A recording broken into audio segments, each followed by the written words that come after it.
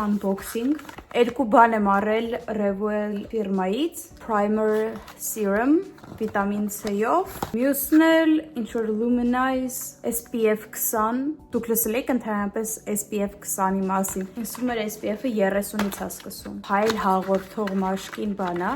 ու ես վերցել եմ այն մտածելով, որ ամառա ու տոնային քսուկ չեմ քսելու, BB կրեմ էլ չեմ քսելու, այլ ուղղակի հայլ քսեմ դեմքիս, ծովից հետո իմ ամբողջ մեյքափ համարային ուղղակի լինի այս փայլը,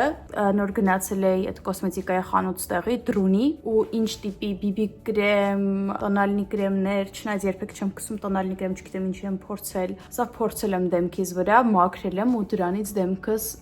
կարմրել է։ Ու այս էլ երկրորդն է, այս վիտամին C-ով, էլի sense ոսկեգույն փայլերով իր մեջ, երկու բաներն էին։ Ու իրա 3 հատ գույն կար, մեկը ասենց ոսկեգույն էր, որ ոսկեգույն փայլա տալիս, կար ռոզ կվարց, ասենց ավելի ռոզվինկի գույն է։ Վերջի մի հատիկներ մնացել, այդ վերջի մի հատիկի տուփը ամբողջովին ճղված էր, լղճված էր, դրա համար էդի չվերցրեցի ու մեկն էլ կար բրոնզ գույնի։ Իմ ընտրությունը կլիներ այդ ռոզ կվարցը, բայց քանի որ լղճված կարոպկայով էր, եթե դուք ապրում եք ինչ-որ խոնավ երկրում, խոնավ քաղաքում, ծովին մոտ, մենակ դուք ինձ կհասկանաք մազերի պահով, որ ընդհանրապես այստեղ մազերի հարդարումը չի մնում, մանավանդ երբ որ ունես հաստ մազեր։ Այս մազերս մի քանի ժամ առաջ ես ֆենել եմ, որը ընդհանրապես ոչ մի ձև չի պահպանվել։ Ու դրսում էլ անձրևել էր գալիս, այդ էլ պլյուս խոնավությանը։ Hi Vogue, շատ կարճ արագ get ready with me, ուղղակի լողանալուց հետո մի հատ պրոդուկտ է, որ ես օգտագործում եմ այդ IS Anua-ի տոներն է, այս անգամ օգտագործել եմ այս թազա պրոդուկտը, փայլ հաղորդող Revuel-ի կրեմը, ու այդ տիպի կրեմ նաև այնց glowy cream ունեմ Sei ֆիրմայից, որը Sephora-ում են վաճառում, այս Sei ֆիրմայից, սա արժի մոտավորապես 40 եվրո, սա արժի 3 եվրո, երկուսու քանի, 2.90, ու այս մեկը շատ ավելի լավն է, անցածը հա ինքը ունի փայլ, էլի շատ թեթև է դեմքի վրա նստում, բայց դեմքը սկսում է մռմռալ այդ կրեմից, իսկ այս մեկից չէ, սենց highlight-ի հատվածներով, կստացի ես ընդհանրապես չեմ օգտագործում blush, որովհետև իմ այտերը տեղից արդեն կարմիր են ու ոնց որ միշտ ինչ-որ բլաշ օգտագործած լինեմ։ Ես ունեմ մի հատ մատիտ շուրթերի, որը մենակ սա եմ օգտագործում։ Վերջին երևի մի տարվա մեջ մենակ սա եմ օգտագործում։ Ու այդ Star Look-ի 07 համարն է։ Ու այս մատիտը շատ բնական, sense իմ շուրթերի բնական գույնին է նման։ Okay, շարունակենք, շատ դժվար է ընդգծել ու խոսալ միաժամանակ։ I'm back։ Շուրթերս ընդգծեցին, ինչ կարելի է, ինձ եմ դրես, Hermes-ի շերտներ, շատ սիրուն, անգամ իր այս միշոչիկը, երբ որ իրան պայուսակիս մեջ եմ դնում, հետս դուրս եմ տանում, ես տուփը չեմ տանում իհարկե, մենակ իրա միշոկի մեջ եմ դնում ու վերջ, սենց ուրեմն ինքը արանժևի գույնի է, բայց ինքը արանժևի գույնի չի նստում շուրթերի վրա, ինքը ուղղակի սենց արանժևի է իր բրենդինգի պատճառով, նորից դուք հիմա ոչ մի բան երևի չեք տեսնի նորմալ, ես ձեզ ասացի, որ ես չեմ օգտագործելու բլաշ, բայց ես всё մտածեցի, որ կարելի է թեթև անել, խնդրում եմ խիստ չդատել ինձ, ես վերջին անգամ մեյքափ, այսենց մեյքափ, որ այս իմ համար շատ է, իսում է աղջիկները, որ նայեն կզարմանան, այսի ինչի է իմ համար շատ, երբ որ անգամ BB կրեմ ու ուրիշ բաներ չեմ քսել, բայց այս իմ համար շատ է, ես սենց մեյքափ շատ չեմ անում, մանավանդ այստեղ, որ ծովի ափին եմ ապրում, տրոպիկական ավելի վայբը, այսինքն սիրում եմ ավելի սովորական մաքուր մաշկով, ուղղակի skin care արած, հոնքերիս գելի համար, ես օգտագործում եմ 1000 տարվա մնացած բանը, որը արդեն համարյա որն է վերջացել է, մենակ ուղղակի սաներելու համար, պետք է նորը գնեմ, այս Essence-ի թարթչաներկն եմ օգտագործում, շատ լավ է մաքրվում, իրան մենակ դրա համար եմ սիրում, որ ընդհանրապես ինքը չի լողոզվում, որ sense հատիկ դուրս է գալիս թարթիչների վրայից։ Բայց տեսքի համար ամենալավ թարթչաներկը տուշը այդ Maybelline-ի Sky High-ն է, վարդագույն գույնի։ Վերջին բանը, որը իմ կարոնի բանն է, հա, մեյքափի, որ ես միշտ անեմ, աչքերի այս ներքևի հատվածում սև մատիտով ընդգծելն է։ Ես ունեմ նաև շագանակագույն մատիտ, որ շագանակագույնն էի օգտագործում առաջ, բայց այդ շագանակագույնը շատ լղոզվում էր։ Ու հələ որ չեմ գտա չլղոզվող շագանակագույն մատիտ, դրա համար շարունակում ենք սևով։ Վերջ, իմ մեյքափը պատրաստ է, ու ես գնացի, ուրեմն լույսի տակ խնդրում եմ տեսեք ու գնահատեք։ Լուրջ եմ ասում, ես արդեն հետ եմ վարժվել մեյքափ անելուց, սենց էլ լավ է, ինձ շատ դուր է գալիս։ Всё, գնացի։ Խանութից ծաղիկներ գնելուց հետո եկա տուն ու օրը սկսեցի յոգայով։ Այստեղ ուզում եմ գնահատեք ու տեսնեք, թե ոնց եմ ես արդեն կարում յոգայի այս պոզաները անել, headstand, ձեռքերի վրա ամբողջ մարմինս պահել։ Դրանից հետո պատրաստեցի իմ ամենասիրելի սնեքը, այդ հունական յոգուրտը ուղղակի տանձով, բանանով ու լիքը դարչնով իրա վրա։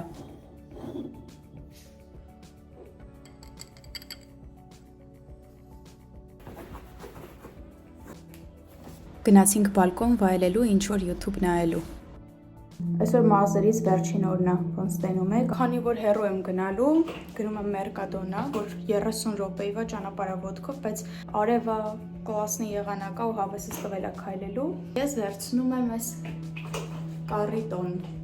ոնց որ Հայաստանում էլ է դարձել պոպուլյար տատիների մոտ։ Ստեղ էլ ամեն դեպքում մենակ տատիներն են երևի օգտագործում իրանց։ Ու ես այս պահին դրսում իմ սիրելի եղանակն է, այն որ կարաս հուդիով դուրս գաս, բայց շորտիկով։ Իրականում ես ուզում էի գնալ Lidl, որ այս փոնջից մի հատ էլ առնեի, որովհետև մի 3 օր առաջ եմ առել ու ընտիր մնացել են ծաղիկները, կակաչները։ Всё, նաուշնիկները տեղում է, դաշը ոչ մի ականջող մատանի չեմ ուզում։ Всё։ Թրանկ։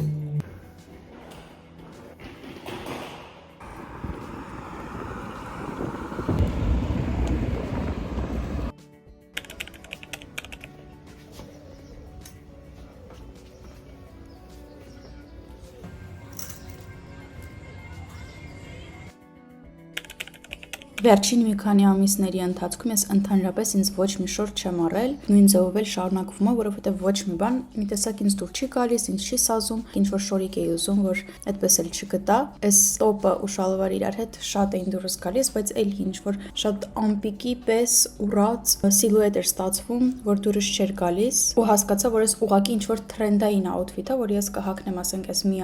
ամառը կանցնի կգնա ու էլ վերջ, ոչ շալվարը էլ կհագնեմ, ոչ այս տոպը կհագնեմ նորից։ Այստեղ no comment, даже չգիտեմ այս տոպը ինչի համար եմ ընդհանրապես վերցրել ու փորձել։ Իսկ այս ճապոնական ստիլի տոպը ես առա, տարատուն, տանը հագա ու հասկացա, որ չէ ինձ այդքան էլ դուր չի գալիս ու բերեցի, հետ տվեցի։ Հաջորդ օրը էլի ինչ որ կոնկրետ պլաններ չունեի, բայց քանի որ եղանակը շատ լավն էր, մենք որոշեցինք գնանք կողքի քաղաք Մանգալու, որը ավտոբուսով 30 րոպե հեռավորության վրա է այնտեղից, որտեղ որ մենք ապրում ենք։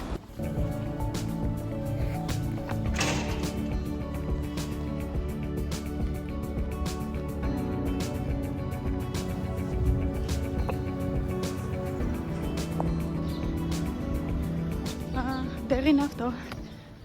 Ճիշտն ասեք, մենակ ինձ մոտ է, թե բոլորի մոտ էլ էս նույն ձև է, որ երբ մինչև գնում ես միտեղ հասնում ես ավտոյով կլինի, ավտոբուսով կլինի, թե գնացքով, թե սամալյոտով մանավանդ, միայն այդ ճանապարհից արդեն ամբողջ էներգիա սպառվում է։ Սենց չորահացեր առա, լոլիկով ու պարմեզանով, ուղղակի որպես սնեք, որովհետև արդեն շատ սոված էի, չնայած մինչև ուտելու ընթրիքի ժամին դեռ երկար ժամանակ կար։ Առաջինը ինչ արեցինք, այդ քայլեցինք դեպի քաղաքի ավելի հին հատվածը, որտեղ սենց միջնադարյան փոքրիկ նեղ փողոցներ էին, ու քայլեցինք դեպի Վիլա Վեյա, իրենց ամրոցը, որը գտնվում է հենց ծովափին։ Տոսա քաղաքը Բարսելոնայից գտնվում է մոտ 100 կիլոմետր հեռավորության վրա ու շատ գեղեցիկ փոքրիկ իսպանական սենց ձկնորսական քաղաք է։ Վերջապես եկավ ուտելու ժամը ու մենք նստեցինք ընթրելու մեկ հատ ռեստորանում, որը հենց ծովափին էր ու ես պատվիրեցի սալմոն գրիլ բանջարեղենով ու 2 կարտոֆիլով, որի համար վճարեցինք 15.90 եվրո։ Չնայած դեռ ապրիլ ամիսն է, բայց մարդիկ արդեն եկել էին ծովափ Զագար ընդունելու, որովհետև շատ արևոտ օր էր։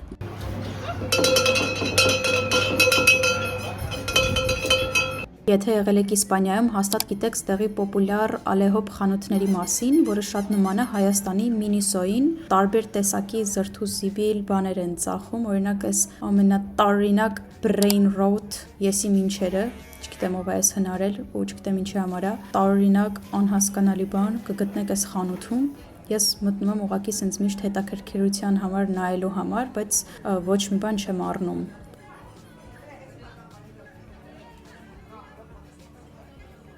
Ու արդեն այս վլոգի վերջում խնդրում եմ վայելեք այս քաղաքի գեղեցկությունը, սարերը